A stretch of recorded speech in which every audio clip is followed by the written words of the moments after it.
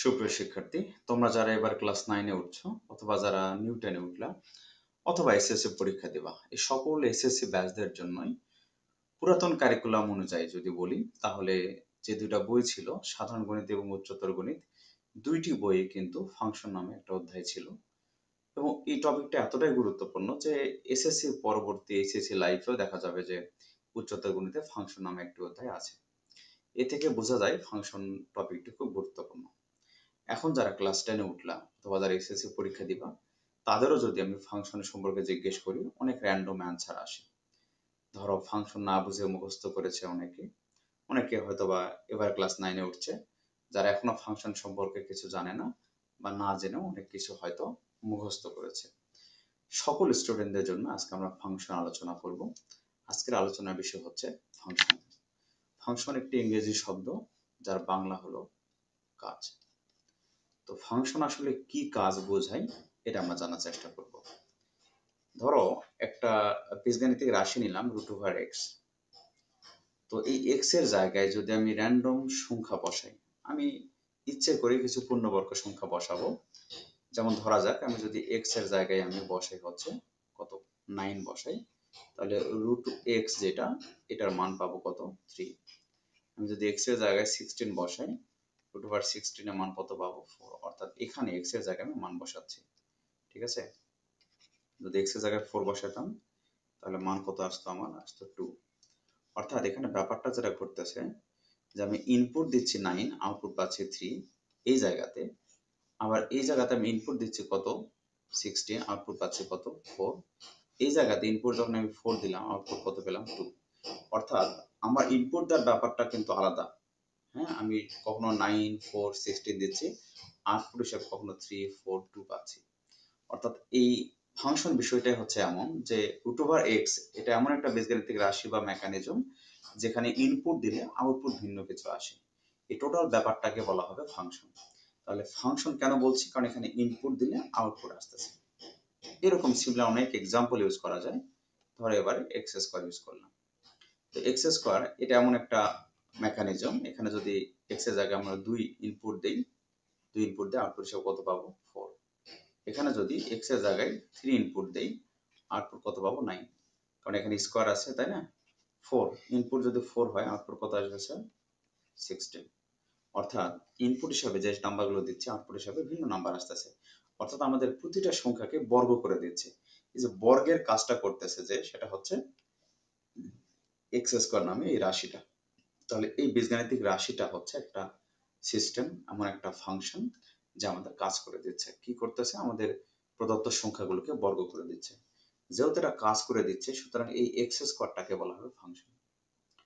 এটা যেহেতু এক্স চলক যুক্ত একটা বীজগাণিতিক রাশি, তাই এটাকে এক্স এর ফাংশন বলা হবে, অর্থাৎ এফ অফ এক্স। যদি এই জায়গায় জেড স্কোয়ার থাকতো তাহলে সেটাকে আমরা বলতাম এফ অফ জেড। তাহলে ফাংশনের প্রাথমিক ধারণা মনে হয় তোমাদের হলো। এটা একদম রুট লেভেলে বোঝানোর জন্য আমি আরেকবার যাচ্ছি। ধরা যাক x প্লাস 3 দেওয়া হলো, সেটা y x প্লাস 3 একটা সমীকরণ। তো আমাদের যদি এরকম একটা মেকানিজম থাকে যেখানে আমরা ইনপুট আউটপুটের ব্যাপার থাকবে, ওকে,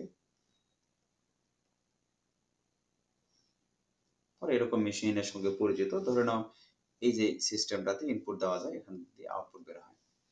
তো এখানে আমি কিছু সংখ্যা নিলাম 1, 2, 3, 4, 5 অ্যান্ড সো অন। যদি এই ওয়ানটাকে এখানে ইনপুট দেওয়া হয়, তাহলে ভিতরে কোনো ফাংশন বা কিছু তো থাকবে, কাজ করে দিবে। সেই কাজটা আমরা আগে সেট আপ করে দিলাম, সেটা হচ্ছে x প্লাস 3। তো দেখা যাচ্ছে x এর মান যেহেতু আমি 1 বসাবো, 1 এর সঙ্গে 3টা যুক্ত হয়ে কত আসবে বলো তো, কত আসবে, 1 এর সঙ্গে 3 যুক্ত হয়ে আসবে 4। আমি যদি এখান থেকে 2 কে ইনপুট দিতাম, 2 প্লাস 3 কত আসবে 5। যদি আমি এখান থেকে 4 ইনপুট দিতাম, 4 এখানে 4 প্লাস 3 কত আসবে, 4 প্লাস 3 হচ্ছে 7।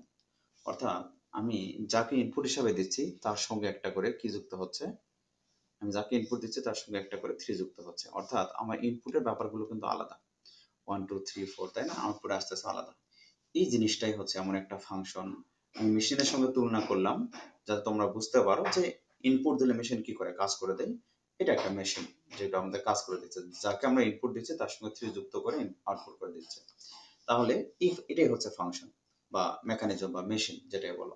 তাহলে ফাংশন বলতে আমরা সেটাই বুঝবো যে একটা রাশি হোক বা সমীকরণ হোক, যেখানে এক্স এর একটা মান বসানোর পর একটা ভিন্ন ভিন্ন মান দিচ্ছে, এটাই হচ্ছে ফাংশন।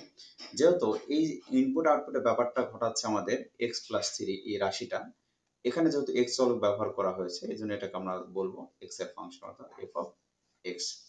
তাহলে ফাংশনের সঙ্গে আসা যাক। ফাংশন তাহলে আমরা কাকে ধরে নিব? ফাংশন হচ্ছে একটি বীজগাণিতিক রাশি অথবা সমীকরণ, যেখানে এক্স এর বিভিন্ন মানের জন্য ওয়াই এর ভিন্ন ভিন্ন মান পাবো, অথবা এক্স এর বিভিন্ন মান বসালে ভিন্ন ভিন্ন মান পাবো। এই টোটাল ব্যাপারটাই হচ্ছে ফাংশন।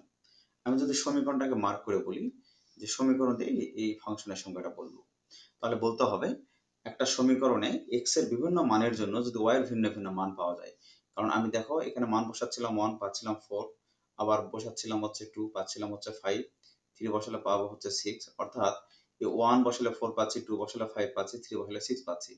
একটা ইনপুটের বিপরীতে একটা আউটপুট পাচ্ছি, কে করে দিচ্ছে? সমীকরণটা করে দিচ্ছে, এবং মূলত এক্স প্লাস থ্রি এই রাশিটা। তাহলে এই ইনপুট আউটপুটের ব্যাপার যেখানে থাকতেছে সেই জিনিসটাকে ফাংশন বলা হবে। সেটা একটা রাশি হতে পারে, আমি শুধু এক্স স্কোয়ার বলতে পারি একটা বীজগাণিতিক রাশি, রুট ওভার এক্স একটা বীজগাণিতিক রাশি, অথবা y is equal to x plus three এটা একটা সমীকরণ। অর্থাৎ সেটা সমীকরণ হতে পারে বা রাশি হতে পারে। তাহলে ফাংশনের আলটিমেট ডেফিনেশনটা আমরা বলবো একটা বীজগাণিতিক রাশি, একটা বীজগাণিতিক রাশি অথবা সমীকরণ, একটা বীজগাণিতিক রাশি অথবা সমীকরণ যদি এক্স এর বিভিন্ন মানের জন্য ওয়াই এর ভিন্ন ভিন্ন মান পাওয়া যায়, তখন তাকে ফাংশন বলা হবে। এখানে ফাংশনের আরো বিস্তর ব্যাখ্যায় গেলে, আমাদের যদি আরো নিখুঁতভাবে বলতে চাই, তাহলে এটা এইভাবে বলা উচিত। যেহেতু আমি এক্স এর মান 2 বসালাম এই জায়গাতে, ওয়াই এর মান পেলাম হচ্ছে কত? 5। এখন দেখো এক্স এর মান 2 বসালাম, ওয়াই এর মান 5 পেলাম, আমি এক্স এর মান 0 বসাতে পারি, ওয়াই এর মান কত পাবো? এক্স এর মান 0 বসালে কত পাচ্ছি বলো তো? 3। এক্স এর মান আমি -3 বসাবো, ওয়াই এর মান কত পাবো? 0। এই যে আমি যখন এক্স এর মান বসাচ্ছিলাম ইচ্ছে মতো, আমি কিন্তু কার থেকে জিজ্ঞেস করে তারপর বসাইনি, আমি আমার মতো করে বসাচ্ছিলাম ইচ্ছে মতো। এই যে ব্যাপারটা স্বাধীন মতো বসানো যাচ্ছে, কার মান? এক্স এর মান। তাই তো সমীকরণের যে চলক থাকে সেই চলকের মধ্যে এক্স চলকটাকে বলা হবে স্বাধীন চলক। এক্স চলকটাকে কি বলা হবে? স্বাধীন চলক, স্বাধীন চলক। আর ওয়াইটাকে বলা হবে অধীন চলক, অধীন চলক। এখন স্বাধীন চলক অধীন চলক ব্যাপারটা নিয়ে আমরা সংজ্ঞা বলবো। সেটা হলো কোন সমীকরণে স্বাধীন চলক এক্স এর বিভিন্ন মানের জন্য যদি অধীন চলক ওয়াই এর ভিন্ন ভিন্ন মান পাওয়া যায়, তখন এই স্বাধীন আর অধীন চলকের যে সম্পর্ক, এই সম্পর্কটাকে ফাংশন বলা হবে। তাহলে ফাংশন হচ্ছে এই সম্পর্কগুলা। সম্পর্কগুলাকে কিভাবে প্রকাশ করছি খেয়াল করো, যে যে মানটা আমরা ইনপুট দিয়েছি সেটা এবং আউটপুট যেটা পেয়েছি সেটা ক্রমজোড় আকারে অর্থাৎ স্থানাঙ্কের মতো করে কমা চিহ্ন দিয়ে প্রথম বন্ধনী দিয়ে আবদ্ধ করে প্রকাশ করেছি। তাহলে এগুলো প্রত্যেকটা হচ্ছে একটা অন্বয়। অন্বয়ের ক্রমজোড় প্রথম উপাদানগুলোকে এক্স এর উপাদান বলে, পরেগুলোকে ওয়াই এর উপাদান বলে। তাহলে তোমরা শুরুতে বুঝেছো ফাংশন মানে ইনপুট দিলে আউটপুট পাওয়া যায় সেটা। এখন আমরা একদম বই লেখার মতো বা পরীক্ষায় লেখার মতো সংজ্ঞা পাচ্ছি, সেটা হচ্ছে যে যদি কোনো সমীকরণে স্বাধীন চলক এক্স এর জন্য যদি অধীন চলকের ভিন্ন ভিন্ন মান পাওয়া যায়, তখন এই স্বাধীন এবং অধীন চলকের মানের মধ্যে যে সম্পর্ক, এটাকে বলা হবে ফাংশন।